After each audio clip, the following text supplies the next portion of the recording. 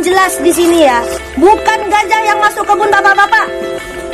Bukan gajah masuk desa-desa bapak, tapi desa dan kebun bapak-bapak yang masuk ke rumah gajah. Sejumlah warga yang berprofesi sebagai petani sawit di Kecamatan Pangkalan Kuras, Kabupaten Pelalawan Riau, mengancam akan membunuh gajah liar yang masuk ke wilayah perkebunannya.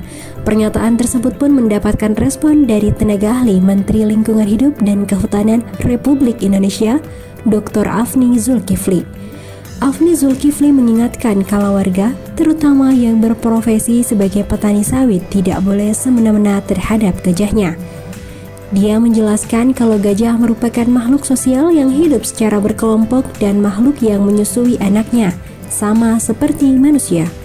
Menurutnya, jalur yang dilewati oleh sekelompok gajah adalah jalur yang biasa dilewatinya sejak puluhan tahun atau lebih. Afni juga menjelaskan bahwa gajah tidak pernah melewati jalur yang acak atau berbeda-beda. Setelah itu, kata Afni, puluhan tahun akan melewati jalur atau lokasi yang sama, tidak berganti-ganti setiap hari atau bahkan hingga akhir masa hidupnya. Afni mengatakan dalam kondisi tersebut, gajah tidak mengerti bahwa bangunan yang ada di jalurnya itu adalah rumah. Sehingga sekelompok gajah akan tetap menerobos jalur tersebut, meski sudah ada bangunan rumahnya. Sekalipun itu lubang kanal, kata Afni, seekor gajah tidak akan mengerti dan akan menerobosnya. Bahkan, bayi gajah kalau masuk ke dalam lubang tersebut akan mati. Dia juga menjelaskan kalau gajah tidak mengerti batas administratif, sehingga akan menerobos selama itu jalur yang biasa dilewatinya. Tenaga ahli Menteri Lingkungan Hidup dan Kehutanan juga menegaskan di depan warga dan pihak kepolisian bahwa gajah itu satwa dan tidak punya akal. Selain itu, manusia sebagai makhluk yang paling mulia di sisi Sang Pencipta.